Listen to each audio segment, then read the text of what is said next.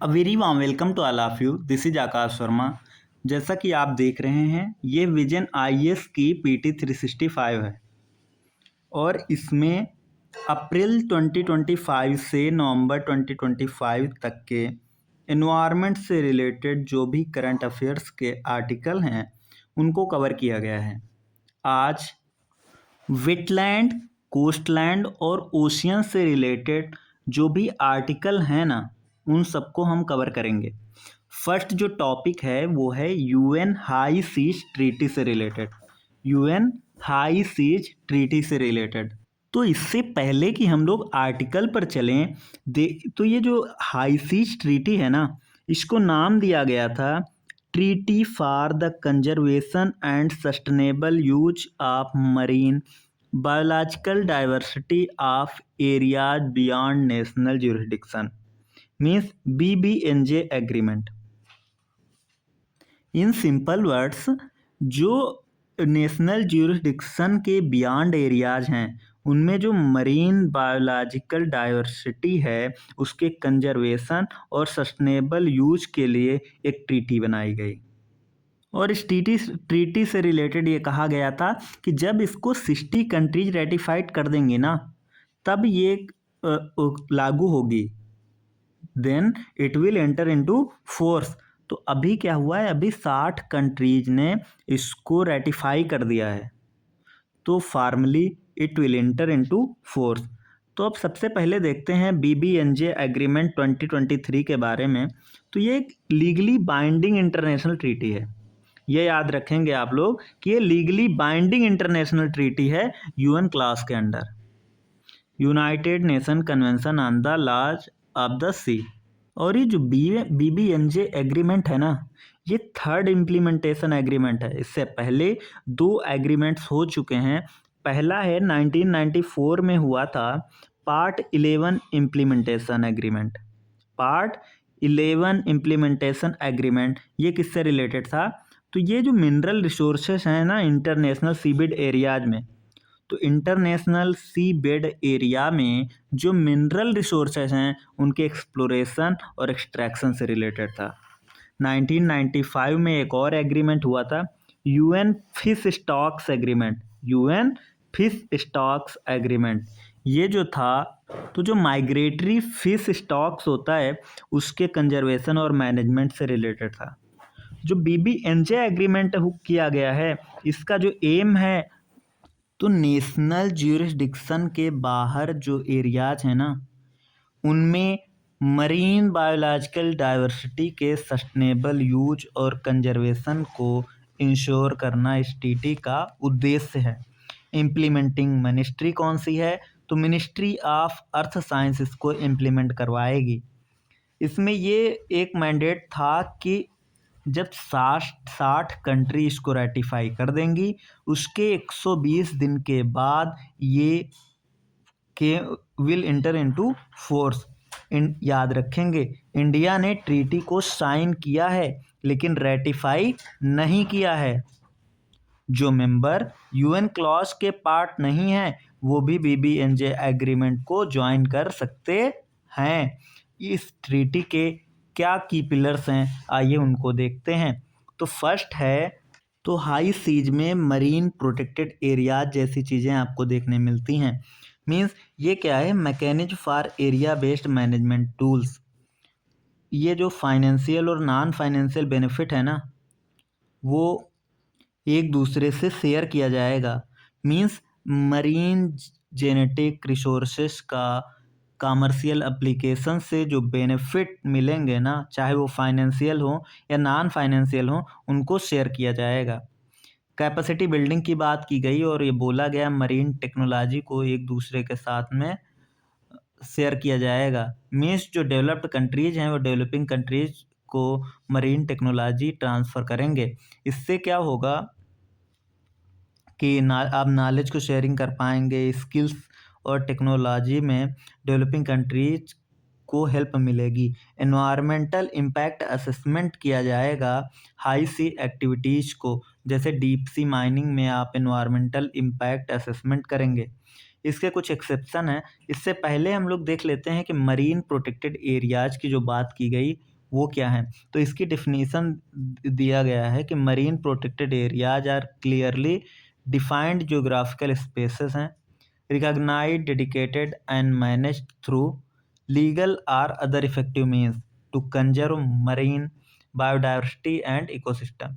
तो marine biodiversity और ecosystem को कंजर्व करने के लिए ये डिफाइंड ज्योग्राफिकल स्पेसेस हैं जिनको रिकॉग्नाइज किया जाता है, और ये डेडिकेटेड होते हैं मैनेज थ्रू लीगल और अदर इफेक्टिव मीन्स।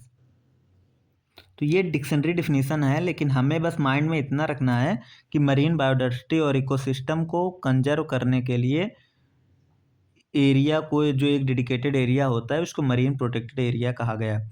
इसके कुछ एक्सेप्शन देखते हैं एग्रीमेंट के कि अगर वारशिप, मिलिट्री एयरक्राफ्ट और नेवल ऑक्सिलरी के केस में जो एग्रीमेंट के प्रोविजंस हैं वो लागू नहीं होंगे। फिशिंग और फिशिंग रिलेटेड अगर एक्टिविटीज़ हैं जो किसी अदर इंटरनेशनल कानून के अंदर दायरे में हैं तो उन पर ये एग्रीमेंट्स के प्रोविज़न लागू नहीं होंगे।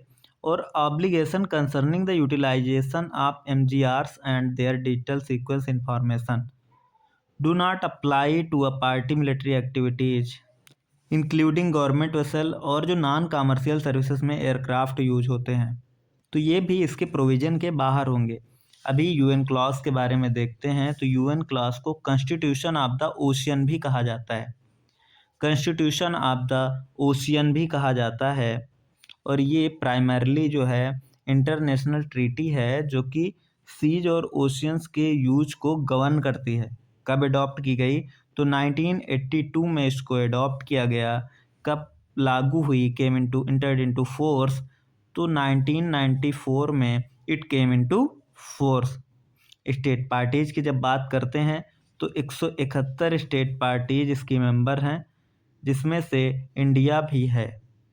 तो आप जब बेस लाइन से 12 किलोमीटर तक जाते हैं ना, बेस लाइन से 12 नाटिकल माइल तक जाते हैं, सॉरी किलोमीटर मैंने कहा, 12 नाटिकल माइल तक आप जाते हैं तो आपको टेरिटोरियल सी देखने को मिलता है।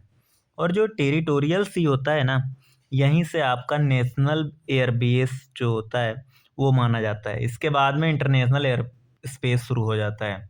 तो ये 2 पॉइंट आप लोग याद रखेंगे। और बेस लाइन से 24 नाटिकल माइल तक जो माना जाता है वो कंटिन्यूअस जोन होता है, वो जो है कंटिन्यूअस जोन होता है। और बेस लाइन से 200 नाटिकल माइल तक एक्सक्लूसिव इकोनॉमिक जोन माना जाता है। और बियॉन्ड एक्सक्लूसिव इकोनॉमिक जोन आप देखते हैं हाई सीज होता है।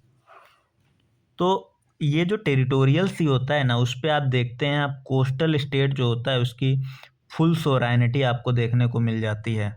कोस्टल स्टेट की आपको फुल सोवरेनिटी देखने को मिल जाती है।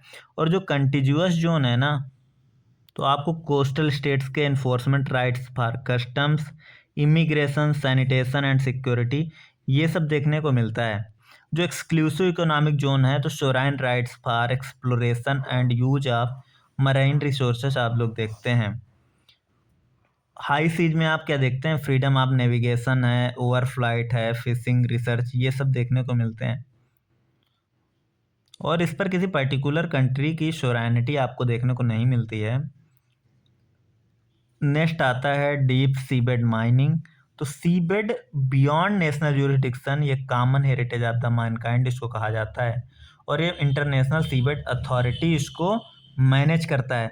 डिस्प्यूट अगर कोई हो जाए तो उसके लिए ITLOS आप देखते हैं, international tribunal for the law of the sea. तो अभी तक हम लोगों ने क्या क्या देखा, आइए ब्रीफली उसको कवर कर लेते हैं।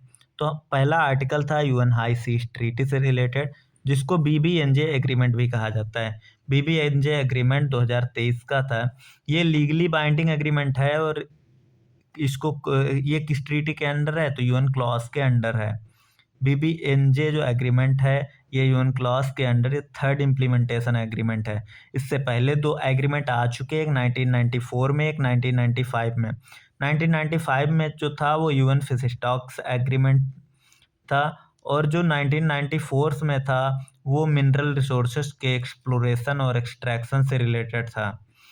जो BBNJ एग्रीमेंट है इसका क्या एम है, तो जो मरीन बायोलॉजिकल डाइवर्सिटी है इन एरियाज बियॉन्ड नेशनल ज्यूरिडिक्शन, उनमें उनके कंजर्वेशन और सस्टेनेबल यूज की बात की जा रही है।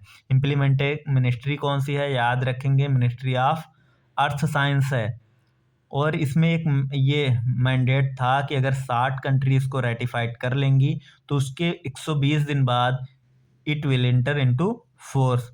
इंडिया ने ट्रीटी को साइन किया है लेकिन रेटिफाइड नहीं किया है, मोस्ट इंपॉर्टेंट याद कर लेंगे। इंडिया ने ट्रीटी को साइन किया है लेकिन रेटिफाइड नहीं किया है। जो यूएन क्लॉज के मेंबर नहीं हैं वो भी ट्रीटी को ज्वाइन कर सकते हैं। इसके बाद हम लोगों ने की पिलर्स देखे जिसमें मरीन प्रोटेक्टेड एरियाज जैसी चीज़ें हो सकती थी।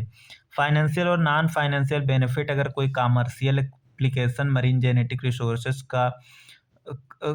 रीजेनेटिक रिसोर्सेज का कोई कमर्शियल एप्लीकेशन से कोई बेनिफिट निकलता है तो उसको शेयर किया जाएगा आपस में। टेक्नोलॉजी ट्रांसफ़र की बात की गई, कैपेसिटी बिल्डिंग की बात की गई और एनवायरमेंटल इम्पैक्ट असेसमेंट को देखा जाएगा।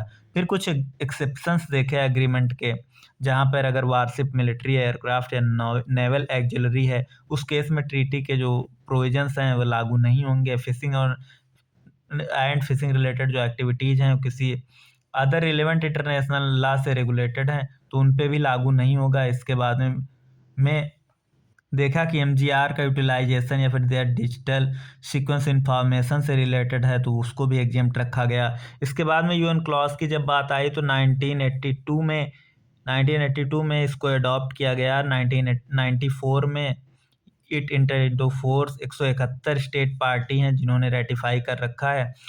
इंडिया ने इसको रेटिफाई कर रखा है। तो आप बोलेंगे इंडिया ने यूएन क्लॉज को रेटिफाई किया है लेकिन इंडिया ने बीबीएनजे एग्रीमेंट को रेटिफाई नहीं किया है। फिर हम लोगों ने नेशनल बेसलाइन को देखा। बेसलाइन से इधर का जो वाटर है इंटरनल वाटर कहते हैं। बेसलाइन से 12 नॉटिकल माइल तक आप जाइए टेरिटोरियल सी देखने को मिलते हैं। टेरिटोरियल सी को ऊपर लेके जाइए आकाश में तो नेशनल एयरबेस देखते हैं। इसके बियॉन्ड जो होता है वो इंटरनेशनल एयर स्पेस होता है। आप बेसलाइन से 24 नॉटिकल माइल तक जाइए तो वो कंटिन्यूअस जोन होता है। इसके बाद में 200 नॉटिकल माइल तक जाइए तो एक्सक्लूसिव इकोनॉमिक जोन होता है। एक्सक्लूसिव इकोनॉमिक जोन में जो कोस्टल स्टेट है उसके सोवराइन राइट्स मिलेंगे for exploration and use of marine resources. इसके बियॉन्ड आपको हाई सीज देखने को मिलता है। हाई सीज को देखने को मिलता है। इसके बाद डीप सी बेड माइनिंग जब आप करते हैं तो उसको मेनली कंसीडर किया जाता है कॉमन हेरिटेज ऑफ मैनकाइंड। इसको मैनेज कौन करता है तो इंटरनल सीबेड अथॉरिटी इसको मैनेज करती है। अगर कोई डिस्प्यूट होता है तो उसके लिए जो मैकेनिज्म है उसको international tribunal for the law of the sea settlement करवाता है। तो इस तरह से इस आर्टिकल को हम लोगों ने कंप्लीट कर लिया। आप लोग याद रखेंगे यूएन क्लॉज को कॉन्स्टिट्यूशन ऑफ द ओशियन भी कहा जाता है। कॉन्स्टिट्यूशन ऑफ द ओशियन कहा जाता है और ये प्राइमरी इंटरनेशनल ट्रीटी है जो कि सीज और ओशियंस के में रिसोर्सेस के यूज को गवर्न करती है। नेक्स्ट आर्टिकल जो है वो है रामसर कन्वेंशन ऑन वेटलैंड से रिलेटेड।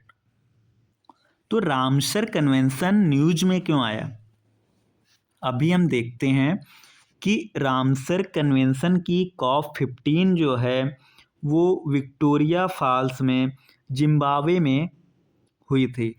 थीम क्या थी, protecting wetland for our common future. Protecting wetlands for our common future. जो रामसर कन्वेंशन है ना तो साल था 1971। 1971 में रामसर कन्वेंशन को अडॉप्ट किया गया। तो रामसर कन्वेंशन को कब अडॉप्ट किया गया, 1971 में। और ये लागू कब हुई तो 1975 से। 1975 से कितने मेंबर हैं तो 172 मेंबर हैं। क्या इंडिया इसका पार्टी है तो हाँ, इंडिया ने इसको ज्वाइन कर रखा है 1982 से।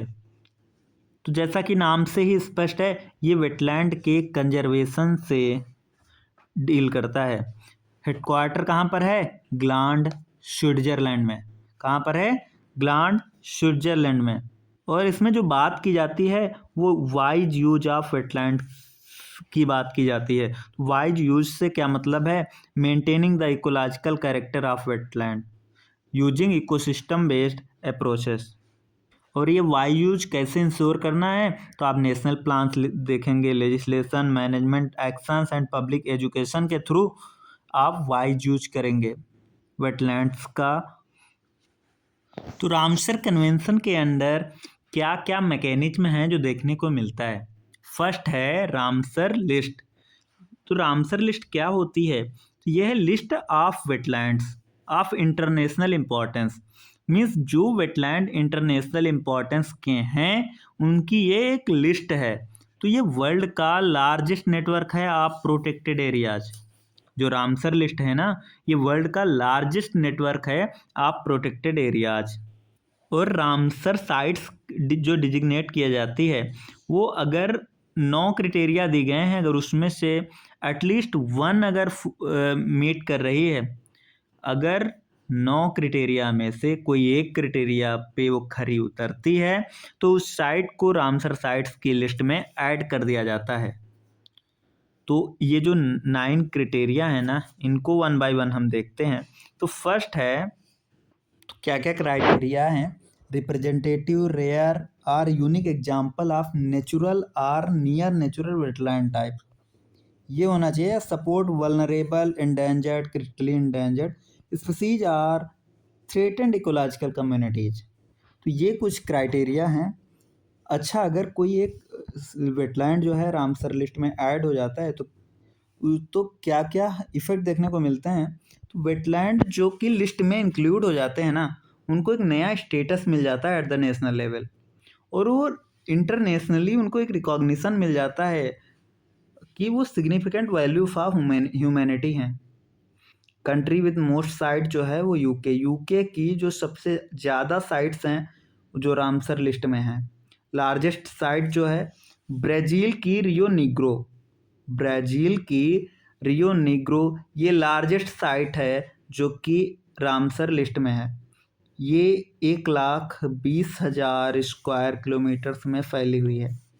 इंडिया की जो साइट्स हैं वो 96 साइट्स आपको देखने को मिल जाएंगी, जो कि एशिया में हाईएस्ट हैं। एशिया में हाईएस्ट रामसर साइट्स किसके पास हैं, इंडिया की हैं।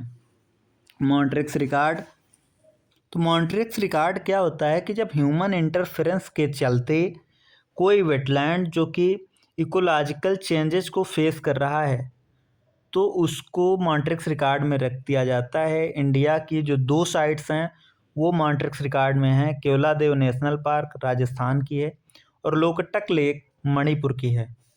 इससे पहले चिलिका लेक और उड़ीसा भी हुआ करते थे, लेकिन इसको रिमूव कर दिया गया है क्योंकि यहाँ पर कंजर्वेशन एफर्ट्स जो थे वो सक्सेसफुल रहे।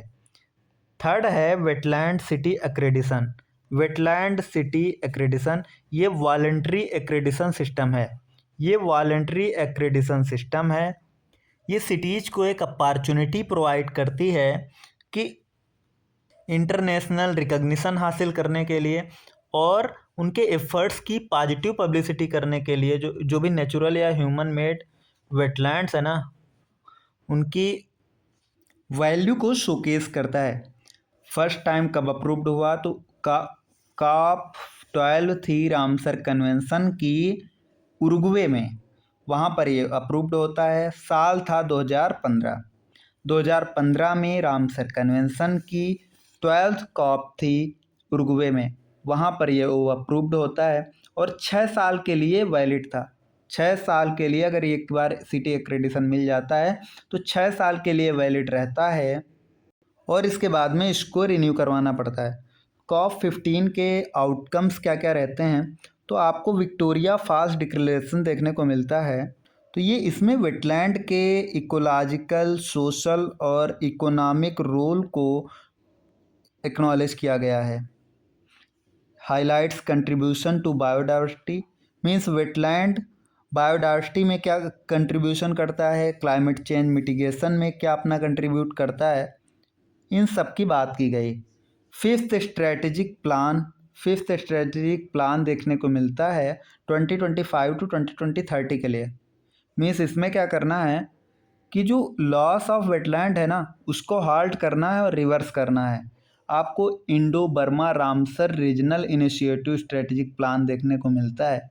Indo Burma Ramsar regional initiative strategic plan, इसका एम क्या है कि तो इसका जो मेन एम है वो रामसर कन्वेंशन के स्ट्रेटेजिक प्लान के जो इम्प्लीमेंटेशन है ना उसको सपोर्ट करना है। इसका सेक्रेटरियाट कहाँ पर है?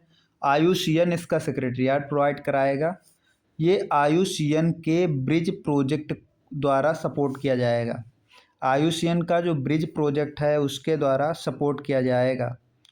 ब्रिज का एम क्या है? To catalyse sustainable development of shared water resources, means जो शेयर्ड वाटर रिसोर्सेज हैं उनका सस्टेनेबल डेवलपमेंट हो, वाटर सिक्योरिटी को सेफगार्ड किया जा सके, बायोडाइवर्सिटी को कंजर्व करना है, पीसफुल कोऑपरेशन अक्रॉस बॉर्डर को प्रमोट करना है।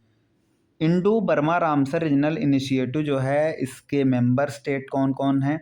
तो आप याद कर लेंगे, इंडिया मेंबर नहीं है, इंडिया मेंबर नहीं है।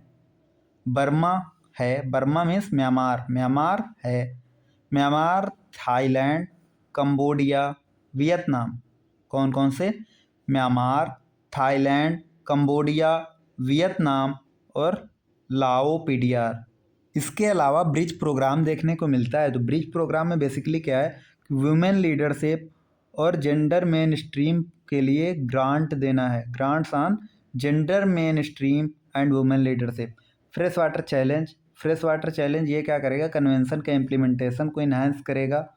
Endorsement of establishment of global water bird estimates partnership, global water bird estimates partnership, ये किसके अंडर है? ये रामसर कन्वेंशन के अंडर ही किया जाता है।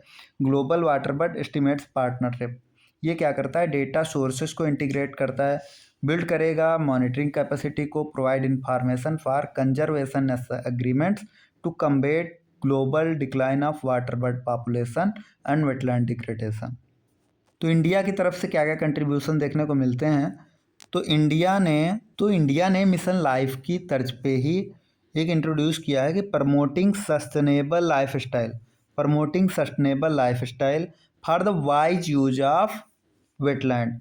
जैसे मिशन लाइफ में बिहेवियरल चेंज की बात की जा सकती थी ना कि pro planet behavioural change, same concept में ये है कि promoting sustainable lifestyle for the wise use of wetland. Standing committee का मेंबर भी इंडिया इलेक्ट किया गया फॉर 2025 टू 2028। और ये किसको रिप्रेजेंट करेगा? ये साउथ एशिया रीजन को रिप्रेजेंट करेगा। इंदौर और उदयपुर को वेटलैंड सिटी एक्रेडिशन मिला है, वेटलैंड सिटी एक्रेडिशन मिला है इंदौर को और उदयपुर को। इंदौर में चलें तो सीरपुर लेक है ना, इंदौर की सीरपुर लेक, तो ये वाटर बर्ड कांग्रीगेशन के लिए रिकॉग्नाइज की गई है और एक bird sanctuary as a bird sanctuary इसको डेवलप किया जाएगा। नेक्स्ट आती है उदयपुर। तो उदयपुर ये 5 मेजर वेटलैंड से ये सराउंडेड है। इसमें क्या क्या आता है? पिचौला है, दूध तलाई है, पिचौला, दूध तलाई, रंग सागर, स्वरूप सागर, फतेह सागर। 3 सागर याद रख लीजिए, स्वरूप सागर, फतेह सागर, रंग सागर, पिचौला और दूध तलाई, पिचौला और दूध तलाई। अभी कुछ इंडिया में नई रामसर साइट्स आपको देखने को मिलती हैं, वो कौन कौन सी हैं आइए इनको याद कर लेते हैं। बिहार में उदयपुर लेक, आप इसको कंफ्यूज हो जाएंगे कि आपको उदयपुर से आप राजस्थान की तरफ चले जाएंगे, लेकिन बिहार में उदयपुर लेक कहाँ की? बिहार की। इसको बनाया गया है, इसको रामसर साइट्स बनाया गया है। गोगाबील लेक बिहार में, बिहार की एक और है गोगाबील लेक। कौन सी? गोगाबील लेक। कौन सी? गोगाबील लेक। गोकुल रिजर्वायर भी बिहार का, तो बिहार से 3 कौन कौन? गोगाबील, गोकुल, उदयपुर। कौन कौन सी? गोगाबील, गोकुल और उदयपुर। अब आइए राजस्थान की तरफ। तो राजस्थान में 2 तो याद ही होगा ना, खीचन और मीनार। मीनार वेटलैंड कॉम्प्लेक्स और खीचन वेटलैंड, ये राजस्थान की खीचन और मीनार। इसके साथ ही एक नाम और याद कर लेंगे, सिलीसेर लेक। कौन सी? सिली शेर लेक, सिली शेर लेक राजस्थान की, तो 3 राजस्थान की और 3 बिहार से देखने को मिलती हैं। ये नई रामसर साइट्स हैं, आप लोग याद कर लेंगे। और एक छत्तीसगढ़ से जो कि है कोपरा जलाशय। क्या है? कोपरा जलाशय। ये 7 साइट्स आप लोग याद रखेंगे। कौन कौन सी? 3 बिहार की। 3 बिहार की कौन कौन सी? गोकुल, गोगाबील, गोकुल, गोगाबील और मोस्ट कंफ्यूजिंग उदयपुर। कौन सी? उदयपुर। एक छत्तीसगढ़ से आप बताएंगे कौन? तो कोपरा। कौन सी? कोपरा। 3 हैं, 3 जो हैं वो हैं राजस्थान से। कौन कौन सी? तो आप बताइए। 3 हैं राजस्थान से, कौन कौन सी? सिली शेर। कौन सी? सिली शेर, खीचन वेटलैंड और मीनार वेटलैंड कॉम्प्लेक्स। तो आई होप ये साइट्स आप लोगों को याद हो गई होंगी। नेक्स्ट चलते हैं, इनके इनके इनका डिटेल देखते हैं। तो सबसे पहले आती है खीचन वेटलैंड। खीचन वेटलैंड आपको कहाँ देखने को मिलता है? तो ये राजस्थान में देखने को मिलती है। कहाँ पर है? नॉर्थन थार डिजर्ट में, फलोडी वाले एरिया में आप देखते हैं। इसमें 2 वाटर बॉडीज हैं, तो रात्रि नदी और विजय सागर तालाब। विजय सागर तालाब और रात्रि नदी, ये 2 वाटर बॉडीज को मिला के बनी हुई है। उदयपुर के मीनार एंड खिरौदा विलेज में आपको मीनार वेटलैंड कॉम्प्लेक्स देखने को मिलता है। पर आपको 3 पॉइंट्स देखने को मिलते हैं, ब्रह्म तालाब, धंड तालाब और खिरौदा तालाब। कौन सा? खिरौदा तालाब, धंड तालाब और ब्रह्म तालाब। ये आप लोगों को याद नहीं करना है, बस बेसिकली आप लोग नाम याद कर लें कि खीचन, मीनार और सिलीसेड़ राजस्थान की हैं, गोकुल, गोगाबील, उदयपुर बिहार की है, कोपरा छत्तीसगढ़ की है। बस आप लोग इसको गो थ्रू कर लें एक बारी, बाकी ये ज़रूरी नहीं है। यहाँ पर जो नोटेबल बर्ड स्पीच पाई जाती हैं वो वाइट रम्ड वल्चर और लॉन्ग बिल्ड वल्चर देखने को मिलता है। सिलीसेड लेक की जब बात करते हैं तो राजस्थान के अलवर डिस्ट्रिक्ट में है। सरिस्का टाइगर रीजन के लिए buffer falls in the buffer region of Sariska tiger reserve. तो सरिस्का ये आप लोग याद कर लें कि कौन सा वेटलैंड है जो कि सरिस्का टाइगर रिजर्व से रिलेटेड है। तो सिली शेर लेक एक ह्यूमन मेड वेटलैंड है। किसने क्रिएट कराया था? 1845 में महाराजा विनय सिंह ने इसको बनवाया था। रिवर देखने को मिलती है। कौन सी रिवर? रिवर रूपारेल। कौन सी river? River Ruparel. Gokul reservoir की जब बात करते हैं तो बक्सर डिस्ट्रिक्ट में है। आक्सबो लेक है। कौन सी नदी देखने को मिलती है? गंगा नदी देखने को मिलती है। इंपॉर्टेंट हैबिटेट है ब्लैक बक से। तो ब्लैक बक से रिलेटेड क्या है? गोकुल रिजर्वायर। सरिस्का से रिलेटेड क्या है? सिलीसेड़। उदयपुर लेक की बात करते हैं, बिहार के वेस्ट चंपारण डिस्ट्रिक्ट में है। उदयपुर वाइल्ड लाइफ सेंचुरी से सराउंडेड है। ये इम्पॉर्टेंट विंटरिंग ग्राउंड है for many migratory bird species. Gogabeel lake की बात करते हैं तो कटिहार डिस्ट्रिक्ट में मिलता है। आक्सबो वेटलैंड है। महानंदा और कांखार नदी इसके नॉर्थ में बहती है और गंगा साउथ ईस्ट में।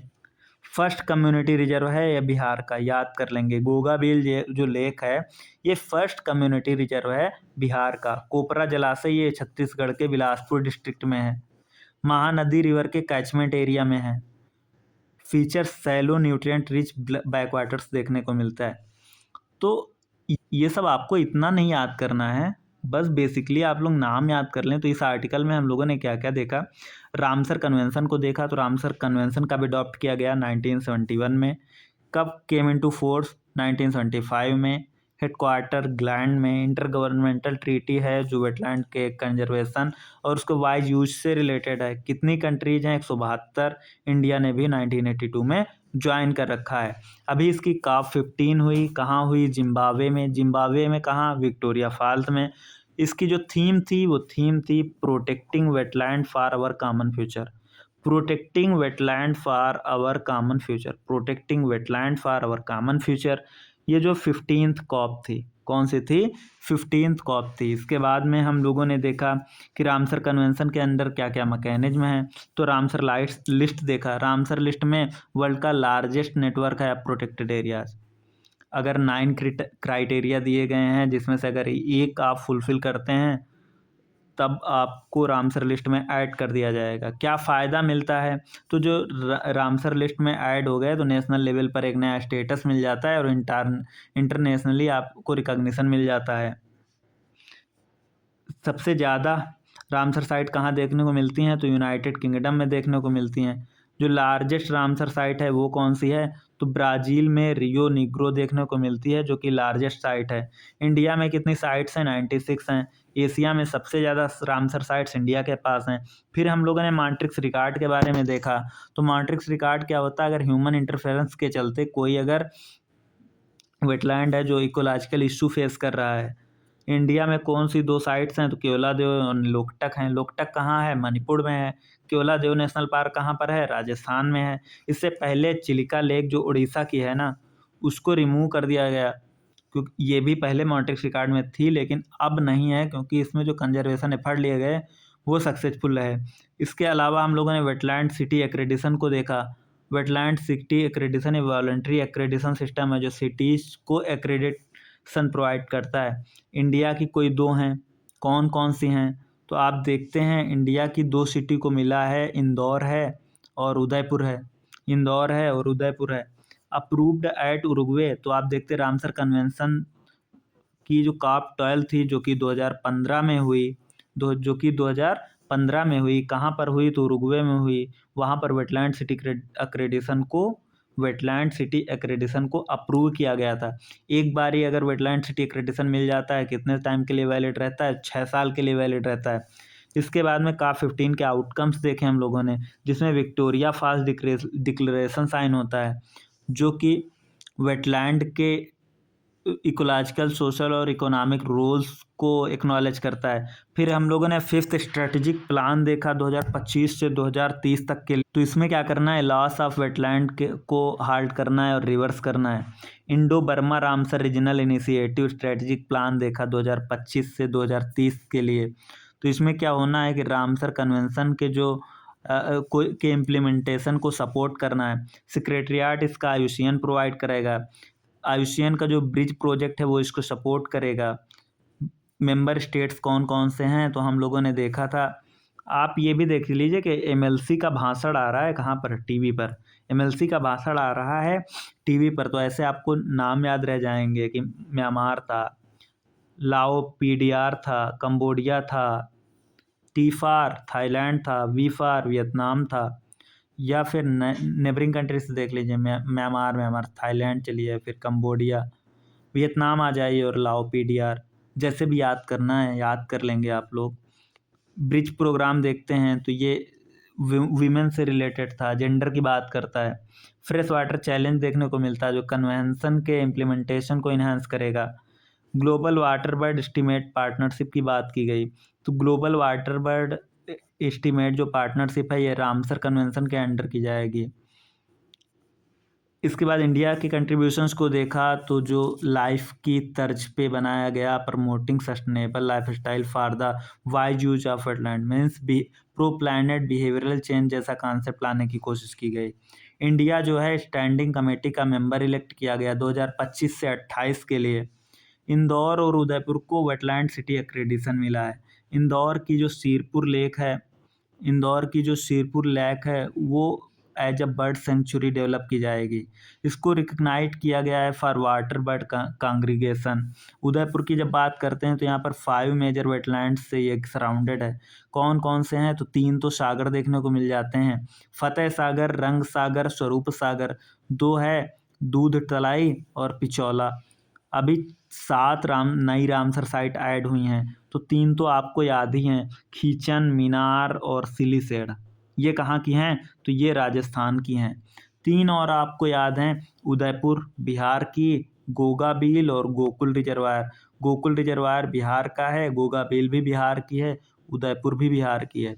एक कोपरा है जो कि छत्तीसगढ़ की है।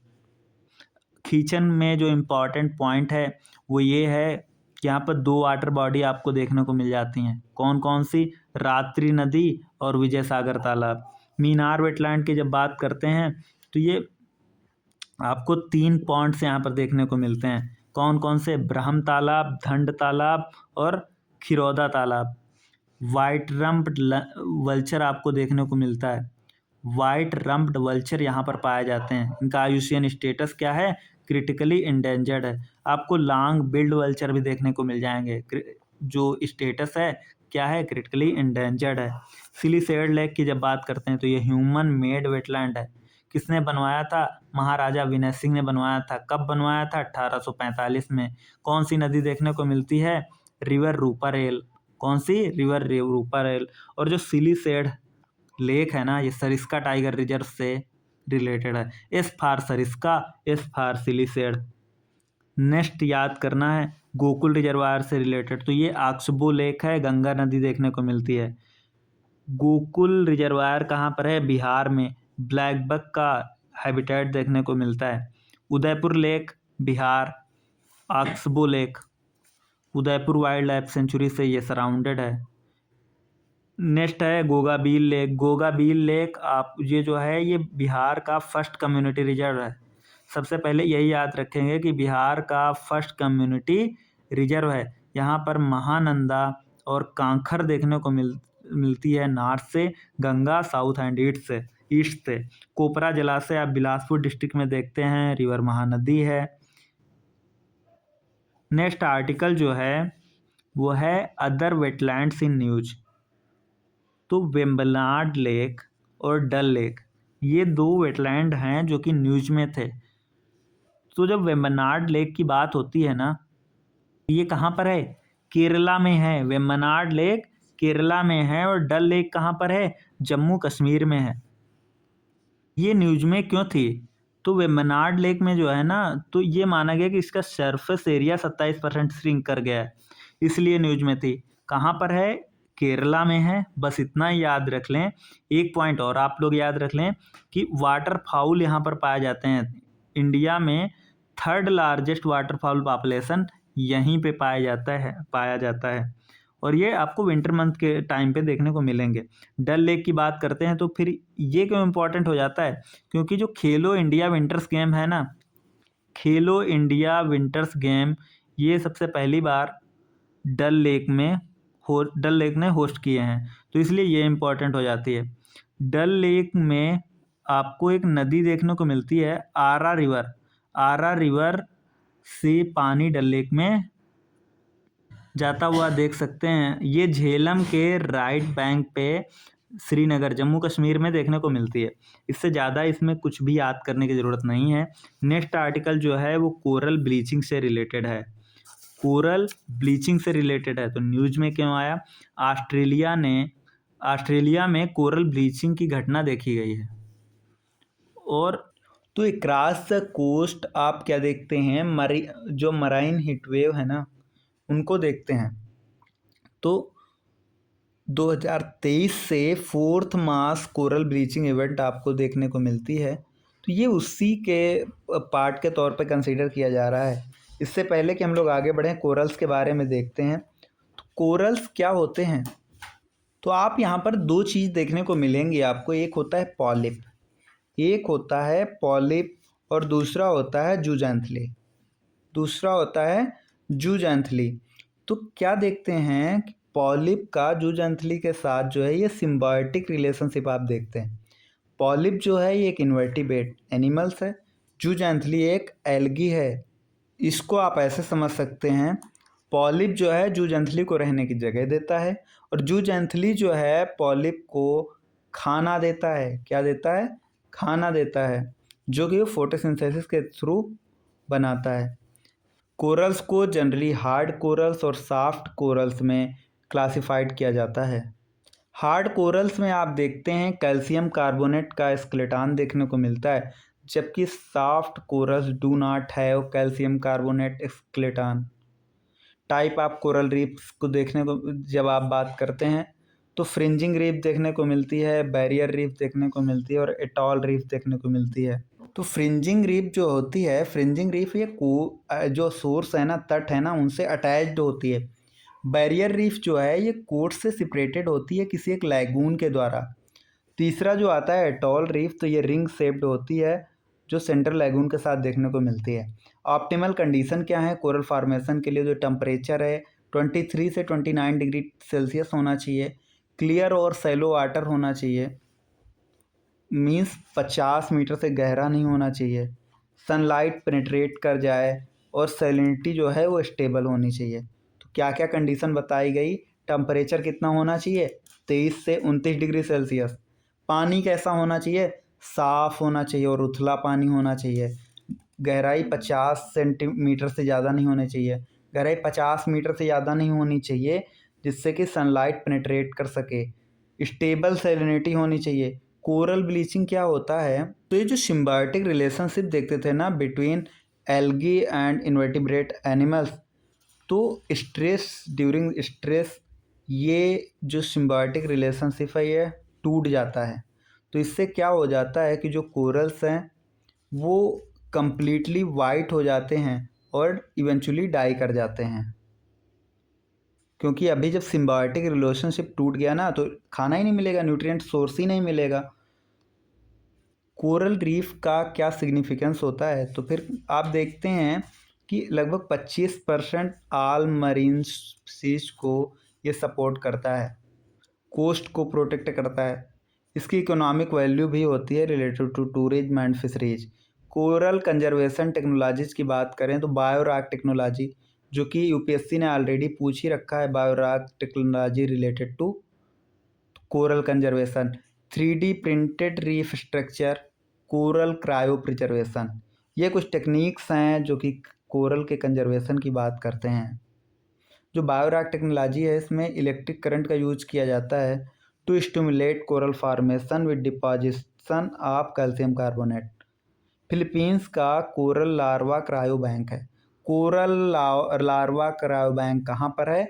फिलीपींस में है। कहाँ पर है? फिलीपींस में है, ये भी याद कर लेंगे। तो क्रायो बैंक में बेसिकली किया जाता है, कोरल सीड को फ्रीज कर दिया जाता है और रीफ की बायोडाइवर्सिटी को प्रिजर्व किया जाता है। इससे पहले कि हम लोग आगे बढ़ें, कोरल ट्रायंगल को देखते हैं। कोरल ट्रायंगल में कौन कौन सी कंट्रीज आती हैं? तो आप देखते हैं कि इसमें आता है फिलीपींस। क्या क्या आता है? Philippines, Solomon island. कौन कौन सा? Philippines, Solomon island, Papua new Guinea, Papua New गिनी। कौन सा? पपुआ न्यू गिनी। सिंगापुर। कौन सा? सिंगापुर। तो आप लोगों ने देखा था ना PS2, तो इसको याद कर लें PS2। 4 नाम तो आपको यहाँ से याद हो गए और एक नाम आप लोग याद कर लें, अंबती। अंबती रायडू सुना ही होगा ना क्रिकेटर से, अंबती, अंबती रायडू। ये साइलेंट कर दीजिए। A for Australia. तो आपको देखना है कि ऑस्ट्रेलिया इसका पार्ट डायरेक्टली नहीं होता है, ऑस्ट्रेलिया डायरेक्टली पार्ट नहीं होता, लेकिन ये ऑस्ट्रेलिया के एकदम पास ही है। तो जैसा कि कहा गया, ए को साइलेंट कर दीजिए। M for Malaysia, B for Brunei, T for Timor Leste, I for Indonesia. और क्या देखा था? PS2। PS2 means PS Philippines, Solomon island, Philippines, Solomon island, Papua New Guinea and Singapore. तो 2 नाम आपको याद रखना है। एक मूवी आई थी PS2, दूसरा था अम्बती। अम्बती, और अम्बती में आप ए को साइलेंट कर देंगे, ए को साइलेंट कर देंगे। तो आप कैसे भी इसको याद कर लीजिए कोरल ट्रायंगल को। जब भी कोरल रीफ के डिस्ट्रीब्यूशन की बात आती है तो ये जो कोरल रीफ है ना, मोस्टली ट्रॉपिकल वाटर्स में आपको देखने को मिलेंगे। मोर देन 1/3 जो है वो ऑस्ट्रेलिया, इंडोनेशिया और फिलीपींस में देखने को मिलेगा। वर्ल्ड का लार्जेस्ट कोरल रीफ सिस्टम जो ग्रेट बैरियर रीफ सिस्टम है ना, वो ऑस्ट्रेलिया में देखने को मिलेगा। इंडिया में आप आइए, Andaman Nicobar group of island को देखिए, यहाँ पर आपको इंडिया में लार्जेस्ट कोरल रीफ सिस्टम देखने को मिलेगा। लक्षद्वीप चले जाइए, कोरल रीफ देखने को मिलेगा। Gulf of Kutch, gulf of Mannar देखिए कोरल रीफ देखने को मिलेगा, चाहे वो पाक बे हो, मलवान हो, महाराष्ट्र हो, इस यहाँ पर भी स्मॉल स्केल पे आपको कोरल देखने को मिल जाएगा। कोरल ट्रायंगल की जब बात करते हैं तो इसको अमेजन ऑफ द सीज भी कहा जाता है, क्योंकि वर्ल्ड की रिचेस्ट मरीन बायोडाइवर्सिटी हॉटस्पॉट इसको माना जाता है। तो इसमें कौन कौन सी कंट्रीज हैं वो हम लोगों ने देखा ही। कैसे? अम्बत्ती ये साइलेंट करना है आपको, ये साइलेंट करना है आपको जहाँ जहाँ भी है। तो ए अगर साइलेंट कर देंगे, M for Malaysia, B for Brunei, T for Timor Leste, I for Indonesia, और जो मूवी आई थी PS2, P for Philippines, S for Solomon island, again P for Papua New Guinea, S for Singapore. आप इसको कैसे भी याद कर सकते हैं। नेक्स्ट है sustainable aquaculture in mangrove ecosystem. Sustainable aquaculture in mangrove ecosystem, CM initiative means SAIME initiative. तो पूछ लेगा SAIME किससे रिलेटेड है, तो आपको बताना है मैंग्रोव इकोसिस्टम से ये रिलेटेड है। तो ये सेम मॉडल है SAIME, इसको किसने डेवलप किया है, तो nature environment and wild life society ने इसको डेवलप किया है। न्यूज़ में क्यों है, क्योंकि UN का FAO है ना, फूड एंड एग्रीकल्चरल ऑर्गेनाइजेशन, इसने ग्लोबल टेक्निकल रिकॉग्निशन दिया है। किसको दिया है? SAIME को। ये क्या है? Sustainable aquaculture in mangrove ecosystem. तो ये कुछ नहीं बल्कि मल्टी स्टेक होल्डर पार्टनरशिप है। और इसमें क्या किया जाएगा, साउथ एशिया में जो मैंग्रोव इकोसिस्टम है ना, उसको प्रोटेक्शन देने के लिए और श्रिम्प ट्रेड है उसको स्ट्रेंथन करने के लिए ये एक पार्टनरशिप है बस। सुंदरबंस में जो SAIME है ना, इसका एम है कि एक रिजिलियंट इकोसिस्टम बिल्ड करना है, जिससे कि श्रिम्प कल्टीवेशन को बढ़ावा मिलेगा। फंडिंग की जब बात आती है तो global nature fund, Natureland, EV और मर्सिडीज बेंज ये सब फंडिंग प्रोवाइड करेंगी, और ये इंटीग्रेटेड मैंग्रोव एक्वाकल्चर को ऑपरेशनलाइज करेगा, जिसका मकसद होगा कि to promote extensive culture of low stocking densities with no additional feed output. Mangrove और इसके सिग्निफिकेंस की जब बात करते हैं, मैंग्रोव ये है साल्ट टॉलरेंट प्लांट कम्युनिटी है जो ट्रॉपिकल और सब ट्रॉपिकल इंटरटाइडल रीजन में पाई जाती है। ये हाई रेनफॉल एरियाज में थ्राइव करती हैं। टेम्परेचर रेंज कितनी होनी चाहिए, 26 डिग्री सेल्सियस से 35 डिग्री सेल्सियस के बीच।